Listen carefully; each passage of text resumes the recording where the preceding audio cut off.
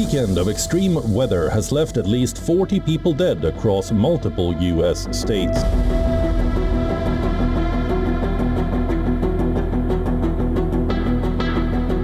Violent tornadoes, raging wildfires, and blinding dust storms have torn through communities, leaving a trail of devastation. Miseries, a state in the Midwestern region of the United States, has been one of the hardest hit states. At least 12 people lost their lives as powerful storms flattened homes and uprooted entire neighborhoods. Emergency officials reported that 19 tornadoes struck 25 counties, leaving widespread destruction. In Kansas, another state in the U.S. Midwest, a dust storm caused chaos on the highways. A massive pileup involving more than 50 vehicles left at least 8 people dead.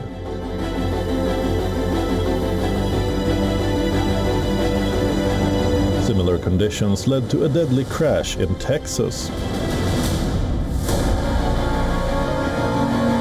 The planet is facing another year of relentless extreme weather.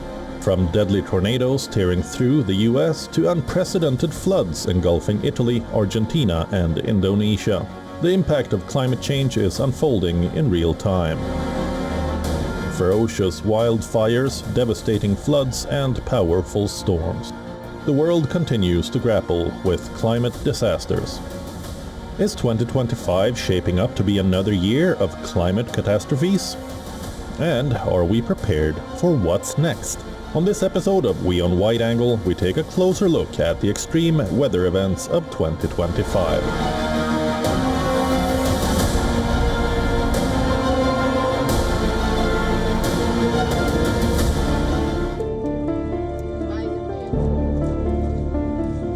Violent tornadoes have ripped through multiple states in the United States, destroying schools, flipping trucks, and leaving a trail of devastation. At least 40 people have lost their lives as a powerful storm unleashed destruction across 6 states. The storm brought more than just tornadoes. Powerful winds triggered deadly dust storms and fueled over 100 wildfires, adding to the chaos. Reportedly, a rare high-risk warning was issued, highlighting the severity of the weather conditions. From the Canadian border to Texas, this massive storm has impacted more than 100 million people. Wind speeds of up to 128 kilometers per hour were recorded, bringing blizzard conditions to the north and extreme wildfire threats to the south. On the 15th of March, residents of Butler, Missouri woke up to torn roofs, bent poles, and debris piled in front of buildings due to deadly overnight storms. Residents also lost the stored food in refrigerators. We've got a total loss on our canopy. We've lost our compressor units to our coolers. We had several vehicles, tractor trailers that were damaged. Our roof, the roof to our storage building. Trying to think of what, there's just so much. We've lost all of our food, all of the stuff that's in the freezers and refrigerators, everything in our cooler with the compressor going out. So the food's a pretty big, I mean, this is all a big loss. We've lost all of our pumps. They were pulled out of the ground. Locals were also seen picking up debris in their trailers. No, I had a lot of debris that was on the side of the truck and just around the truck area, whatever. And me and the other truck drivers, we came together and we, moved all the debris from in front of the trucks and everything like that. In Georgia's Dallas, high winds uprooted trees, toppled power lines, and destroyed a few homes. Latricia Carter, a resident of Dallas, felt helpless as she couldn't help her neighbors when an unusually fierce storm pounded the city. I was just in awe, and I felt so bad for a lot of the neighbors because I know the trees that were that split houses, they had theirs impaled into their roofs and stuff like that. So it's just heartbreaking when you don't have anything that you can do and you're helpless. Alabama is another state that is severely affected by tornadoes in the US. At least 2 people died due to severe weather. Downed trees and torn roofs were a common sight in Calera, Alabama. Local residents came together to help each other in the time of crisis. We started earlier this morning. We rode through, cleared everything, trying to help people see where the help needed to be. We stopped by this gentleman's house right here, and they had a bunch of trees on his yard and stuff. So I stopped by to see if he needed help, and that's why we're here now, about to help him out. In another shocking video, the deadly tornado picked up a school bus and hurled it onto the roof of a high school in Alabama. Reportedly, nobody was inside the vehicle at that time.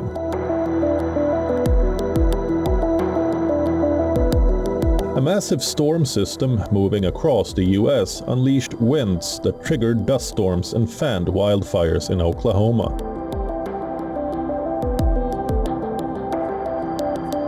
Reportedly, the wildfires have destroyed at least 170,000 acres of land. Dry and windy weather conditions fueled the wildfires as they ripped across parts of the state. We're still trying to track down how do these fires start. We think there were some controlled burns that was happening a few days before and some things got out of control. We think some of the power lines contributed to this. Also some controlled burns underneath right-of-ways, underneath those lines. We need to look at that as a state as well. Aerial images showed stretches of scorched land covered with debris. Over 400 homes were severely damaged and at least 4 people died due to the fires or high winds.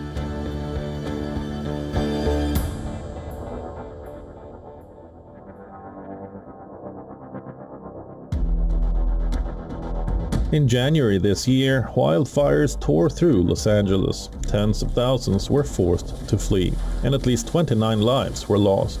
The Palisades fire that began burning in the Santa Monica Mountains of Los Angeles County in the first week of January scorched over 23,000 acres, destroying homes and communities.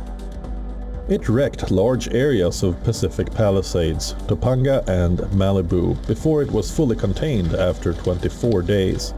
The Palisades fire remains one of California's deadliest wildfires. While California is no stranger to wildfires, the January 2025 outbreak of this scale is almost unheard of. Fire alerts skyrocketed in Los Angeles County. More than 200 fire alerts were detected between January 7th and January 22nd, which is about 130 times higher than the average for this time of year. Kyle Kucharski and Nicole Perry had just moved into their dream home in Pacific Palisades. They bought a crate of wine to mark this special occasion. But that day never came, and they could never celebrate. After a raging fire destroyed almost the entire neighborhood, all they have left is the empty box as a memento. The couple and their 2 babies, a newborn and an 18-month-old, were among thousands who fled their homes in terror as a wind-whipped wildfire ripped through Pacific Palisades. I feel broken, I feel lost, I feel devastated. I don't want to have to tell my boys that this was their home and it's gone. It's so tragic, and I know I'm not the only one, so I feel for everyone who's in this position. I really do. Firefighters could not fight against winds reaching 100 miles per hour, hurling fireballs from house to house and turning entire streets into smoldering ruins. Wildfires have become the biggest driver of tree cover loss in California. In just 2 years, 2020 and 2021, over 1.7 million acres of forests were lost to the fire, an area 5 times the size of Los Angeles. The damage to air quality, ecosystems and property is staggering.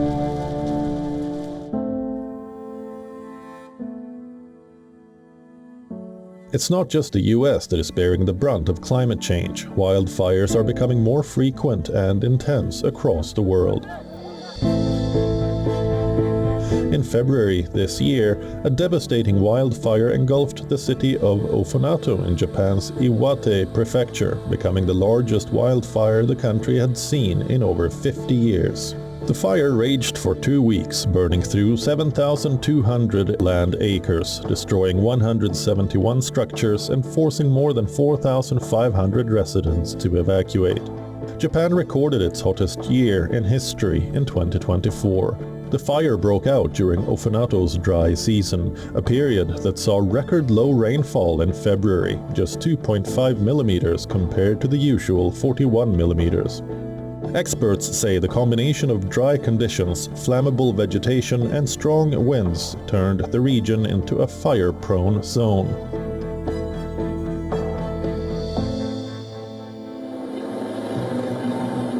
Emergency response efforts began immediately.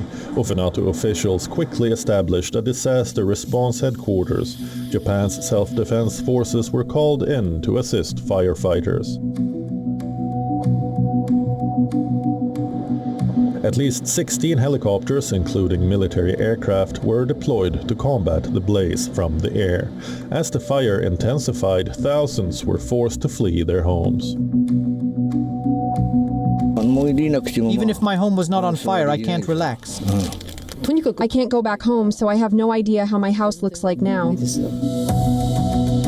The Japanese government activated emergency relief measures, and support poured in from across Japan. By March 6th, over 3,600 donations had been made, totaling 160 million yen, approximately 1.46 million US dollars.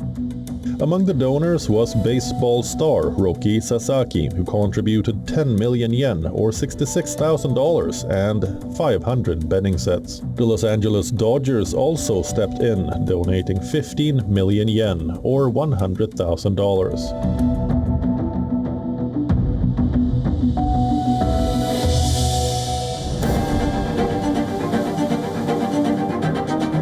Just 3 months into the year, and the world is already reeling from devastating floods. From Italy to Argentina, Australia to Indonesia and the UK, torrential rains have wreaked havoc.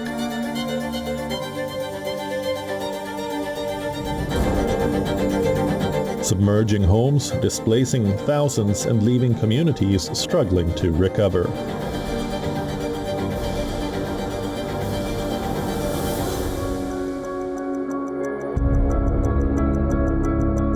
On March 14, Italy was battered by extreme flooding after nearly a month's worth of rainfall in just 24 hours. Red alerts were issued across multiple regions, including Florence and Pisa, as rising rivers triggered landslides and widespread destruction. Tuscany and Emilia-Romagna remain on high alert, with authorities warning of more persistent rainfall. On March 13th, officials in Florence ordered the closure of schools, museums, cinemas and theaters as a precaution, while rescue and health services were on standby. Heavy rain swelled rivers and flooded streets in Florence on the 14th of March. Authorities issued a red weather alert for the city, urging residents to stay indoors. The worst-hit area was Sesto Fiorentino, near Florence, where the Rimaggio stream overflowed, flooding central streets. The National Fire Brigade reported dozens of emergency calls after floodwaters swept through homes and businesses. I arrived at the office when the water was already draining. This is the situation. Unfortunately, it's rising again. I hope we can resolve things. I hope people didn't face any issues, but this flow of water right now is endless. Italy, known for its breathtaking cities and rich history, battles a recurring nightmare, the annual floods. But why does Italy flood every year? Experts point to a combination of factors: rising sea levels due to climate change, heavy rainfall, and land subsidence. In Venice, the Acqua Alta phenomenon worsens as tides push seawater into the city. In cities like Florence and Rome, overflowing rivers add to the crisis.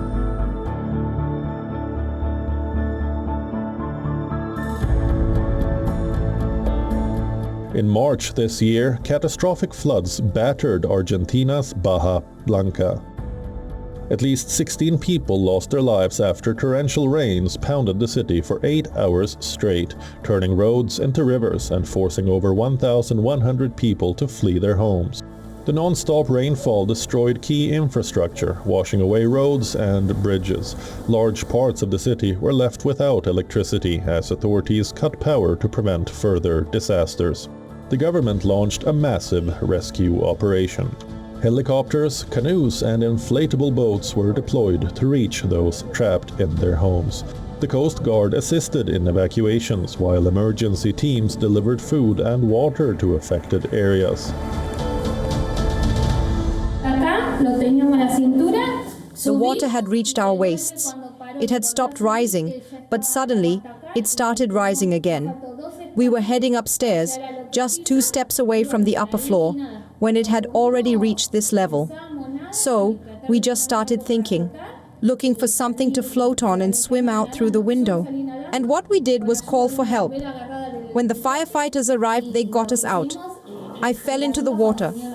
Holding onto a blanket, I climbed down from the 2nd floor, and well, I scraped my entire elbow, got injured, and I swam from my house, from this corner to the other corner, and he saved the pet and another cat and left in another boat with another firefighter. As of the 3:30 p.m. update, with recommendations for our citizens in this very difficult time and the catastrophe Bahia Blanca is going through, more than 1,000 people have been evacuated and 6 have died. It has currently stopped raining, which allows us to deploy all the heavy machinery to assist with evacuating the most affected areas. We are receiving support from the Argentine army, both with heavy machinery and boats. We are working to evacuate patients from the Pena hospital through the river, which is completely flooded, to the municipal hospital.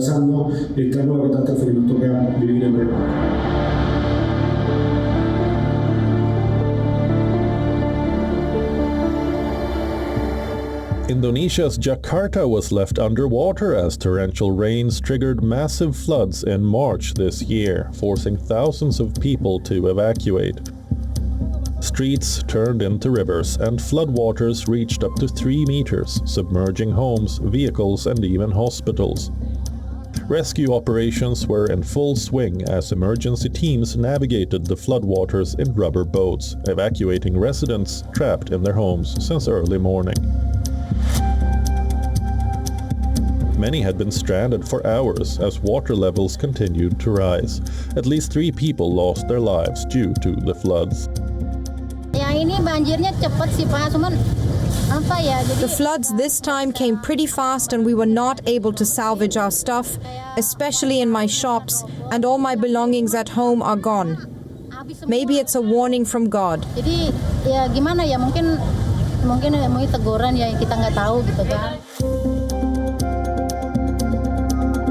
In a bid to control the situation, Indonesian authorities turned to cloud seeding, an operation that involved dispersing salt and chemicals into clouds to redirect or reduce rainfall.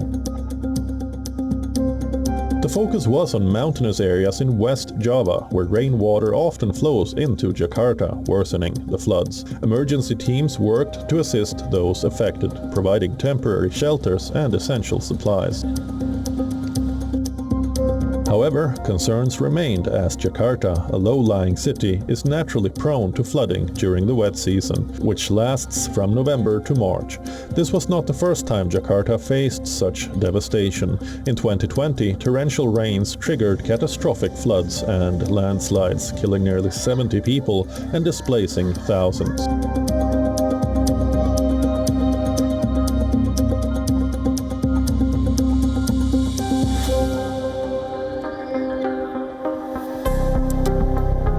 Torrential rain from the remnants of Cyclone Alfred left large parts of Australia's east coast underwater.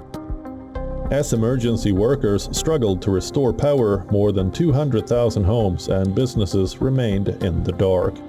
Despite weakening, the storm triggered severe flood warnings across a 400-kilometer stretch between Queensland and New South Wales.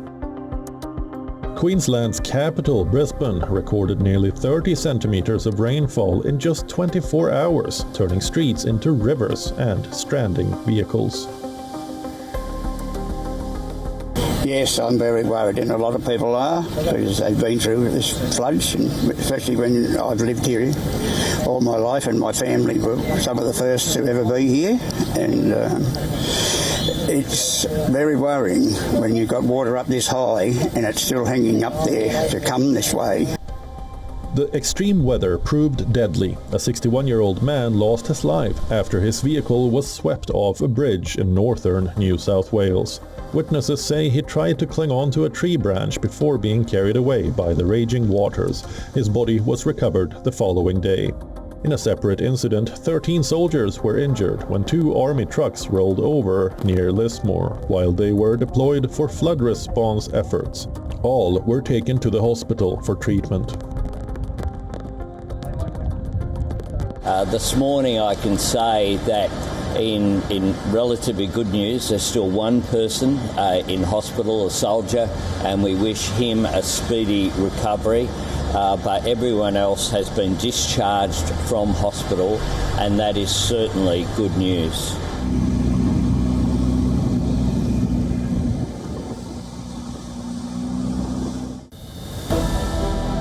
"2025 is unfolding as another year of extreme weather events, reminding us that natural disasters are no longer distant threats. They are here, unfolding in real time."